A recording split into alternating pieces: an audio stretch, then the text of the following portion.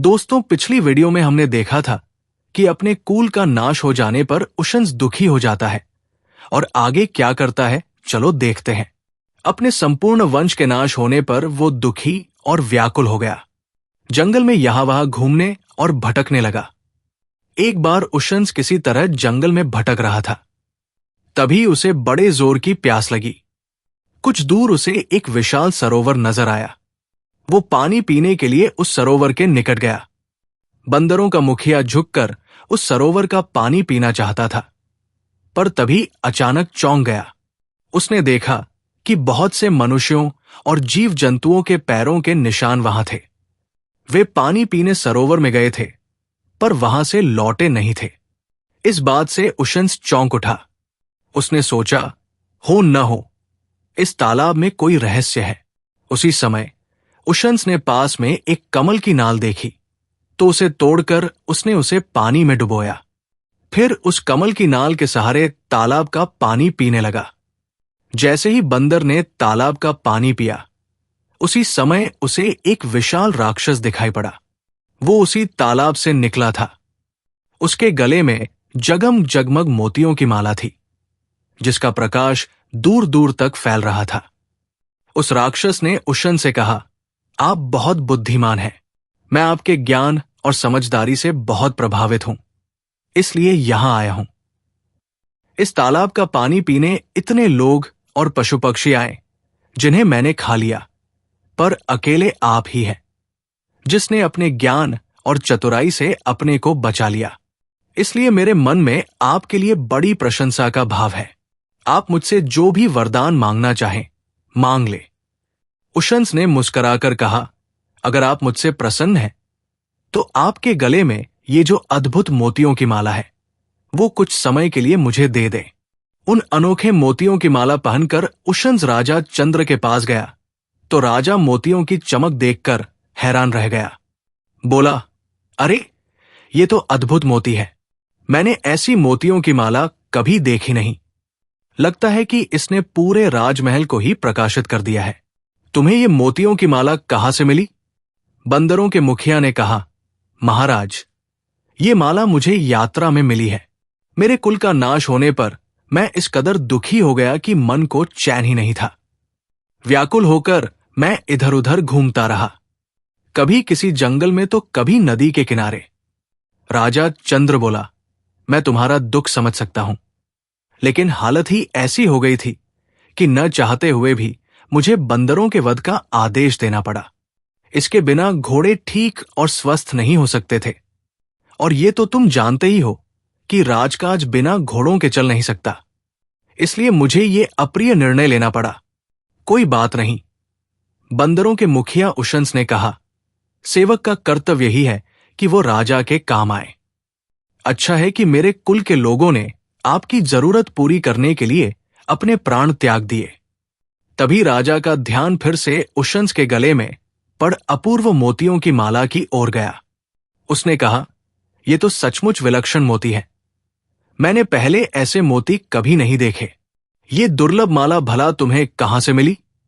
महाराज, मैं एक सरोवर में स्नान करने के लिए गया था। वो चमत्कारी सरोवर है जिसमें स्नान करने पर मुझे ये माला मिली। उशंस ने कहा, जो भी उस सरोवर में स्नान करता है उसे ऐसी ही माला मिलती है। अगर आप चाहें तो अपने कुटुंब के साथ उस सरोवर पर स्नान के लिए चलें। राजा ने कहा, ठीक है, पर तुम्हें आगे आगे चलकर रास्ता दिखाना होगा। अगले दिन राजा चंद्र अपने सभी कुटुंबी जनों के साथ उस चमत्कारी सरोवर में स्नान करने के लिए चल पड़ा। आगे आगे बंदरों का मुखिया उशंस राह दिखाता जा रहा था। सरोवर के किनारे पहुंचने पर राजा अपने सगे संबंधियों के साथ ही सरोवर में स्नान करने के लिए प्रवेश करना चाहता था, पर उशंस ने उसे रोक दिया। कहा, हम लोग एक विशेष स्थान पर स्नान करेंगे, तब हमें इससे भी अनमोल और विशेष मालाएं मिलेंगी। तब राजा भी उशंस के साथ उस सरोवर के किनारे पर खड़ा हो गया। उसके सभी कुटुंबी जन पानी में स्नान करने के लिए चले गए। काफी देर हो गई, पर उनमें से कोई वापस नहीं आया। इस पर राजा ने चिंतित होकर कहा, बड़ी देर हो गई है, अभी तक इनमें से कोई वापस नहीं आया। पता नहीं ऐसा क्यों है? उशंस बोला, महाराज, वे अब कभी वापस नहीं आएंगे। इस सरोवर में रहने वाले राक्षस ने उन्हें खा लिया। क्या? राजा चीख पड़ा, ये तुमने क्या किया? मेरा सारा कुल नष्ट हो गया। तुमने मेरे साथ इतना बड़ा धोखा, इतना बड़ा विश्वासघात। ये तो इतना बड़ा विश्वासघात नहीं है राजन, जितना आपने किया। आपने तो मेरे कुल के बंदरों को वन से बुलाया, आश्रय दिया और फिर अचानक सबके प्राण ले लिए। उसकी तुलना में तो ये विश्वासघात कुछ नहीं है। मैं कैसे अब धैर्य रखूं? मैं कैसे ये शोक सहन करूं? राजा ने विलाप करते हुए कहा, जैसे मैं सहन कर रहा हूं। उशंस ने कहा, इसीलिए तो मैंने आपको सरोवर में प्रवेश करने नहीं दिया, ताकि आप जीवित रहें और अपनी आंखों के सामने अपने कुल का विनाश देखें। कुछ ऐसे दुख होते हैं जो मृत्यु से अधिक संताप देने वाले होते हैं। अब आप जीवन भर विलाप करते रहिए। अगर आप सरोवर में प्रवेश करके मृत्यु को प्राप्त होते तो आपको इतना कष्ट न होता।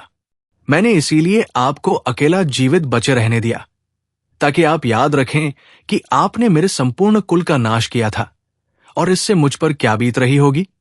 राजा ने क्रोध में आकर कहा, हे उशंस, तुमने मेरे साथ जो किया है उसके लिए ईश्वर तुम्हें कभी क्षमा नहीं करेगा। इस पर उशंस ने व्यंग्यपूर्वक कहा, जो ईश्वर तुम जैसे क्रूर आदमी को क्षमा करेगा, वो मुझे भी जरूर क्षमा कर देगा।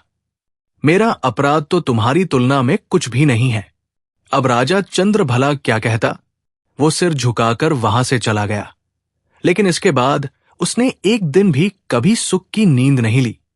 अब वो इस बात के लिए पछता रहा था कि जंगल से बंदरों को बुलवाकर और आश्रय देकर उसने कितनी निर्दयता से उन्हें मरवा दिया था।